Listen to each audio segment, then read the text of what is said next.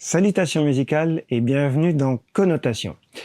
Aujourd'hui, le 7 mars 2025, en tout cas au moment où sort cette vidéo, nous sommes exactement 150 ans après la naissance de Maurice Ravel.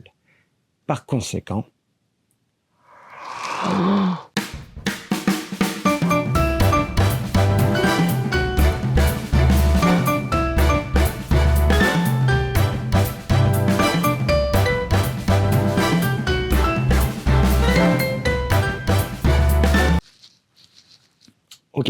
Ok, je m'emballe. 150e anniversaire du grand compositeur français, né donc en 1875 à Saint-Jean-de-Luz, au Pays Basque français, et qui a eu le temps depuis de devenir une gloire internationale, notamment grâce à son célébrissime Boléro. Mais aujourd'hui, je souhaiterais vous parler d'une autre pièce, une pièce du tout début de sa carrière, le Menuet antique. Le Menuet antique est en fait la première pièce de Maurice Ravel. Enfin, précisons. Il a déjà écrit au tout début de sa carrière 2 pièces comme exercice de conservatoire, des variations sur un thème de Grieg puis des variations sur un thème de Schumann.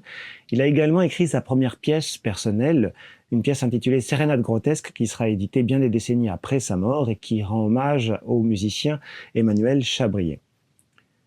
Mais à l'âge de 20 ans, il écrit pour lui-même ce Menuet antique qu'il parviendra à faire éditer par les éditions Enoch 2 ans plus tard lors de son premier contrat, probablement suite à une recommandation d'un de ses professeurs auprès des éditeurs. En soi, c'est déjà assez particulier dans la carrière de Ravel puisque la quasi-intégralité des œuvres suivantes seront éditées chez Durand. Mais les éditions Enoch sauront se rappeler une trentaine d'années plus tard au bon souvenir de Ravel en lui envoyant une lettre lui proposant d'orchestrer cette pièce pour piano de jeunesse. Ravel est alors en tournée en Amérique, mais il prend le temps tout de même de répondre oui, de terminer le boléro et de faire cette orchestration qui sera créée en 1930 au concert L'Amoureux. Autre particularité d'importance, l'œuvre est dédiée au pianiste Ricardo Viñes. Pianiste espagnol ayant fait à peu près toute sa carrière en France, il est un personnage absolument essentiel de l'histoire de la musique classique européenne, au moins française mais européenne. Il a créé à peu près toutes les œuvres pianistiques d'importance pendant presque 4 décennies. Tous les compositeurs de presque tous les styles qui veulent créer des œuvres musicales nouvelles en France, ont eu à un moment ou à un autre la possibilité de faire appel au service de Viñes, qui est également un ami pour la plupart d'entre eux et qui sera jusqu'à la fin de sa vie considéré avec admiration et respect par la quasi-intégralité d'entre eux. La pièce a aussi pour particularité d'être un mélange d'influences inattendues. D'une part, le titre est un oxymore. Le menuet est une danse qui a été inventée bien des siècles après la fin de l'Antiquité. Et d'autre part, la pièce elle-même est résolument moderne par plusieurs aspects.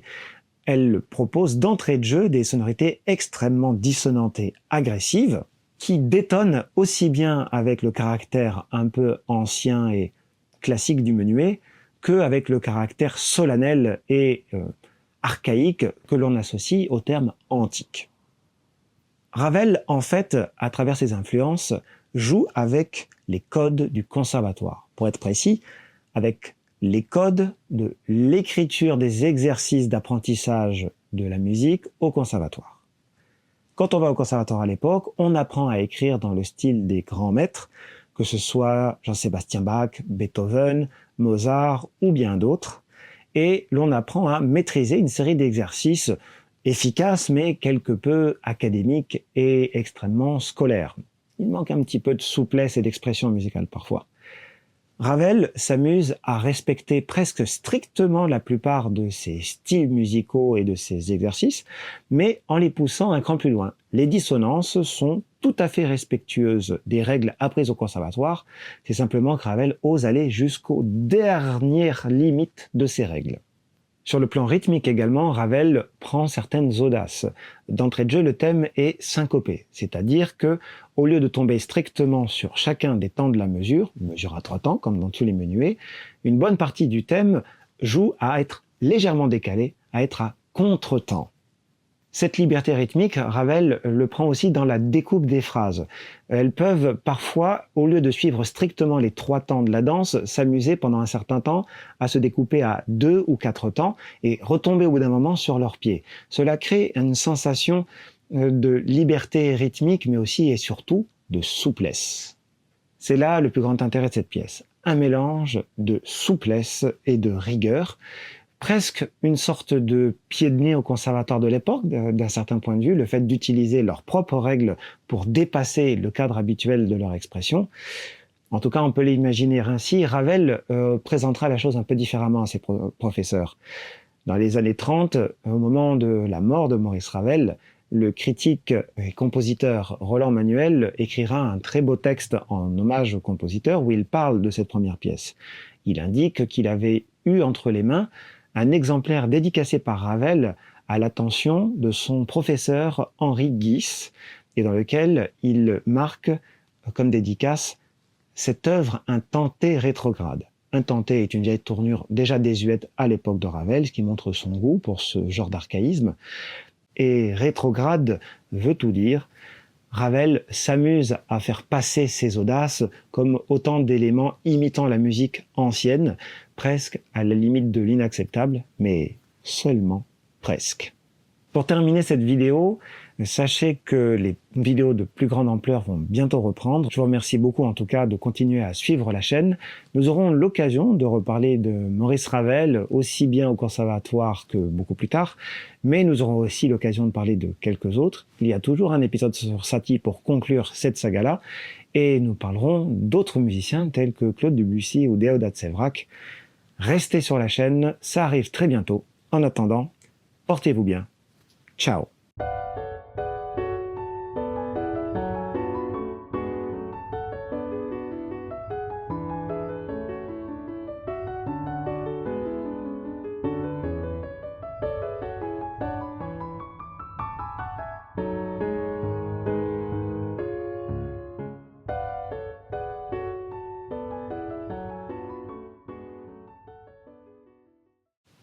Ah oui, dernier petit point. Vous voyez ça?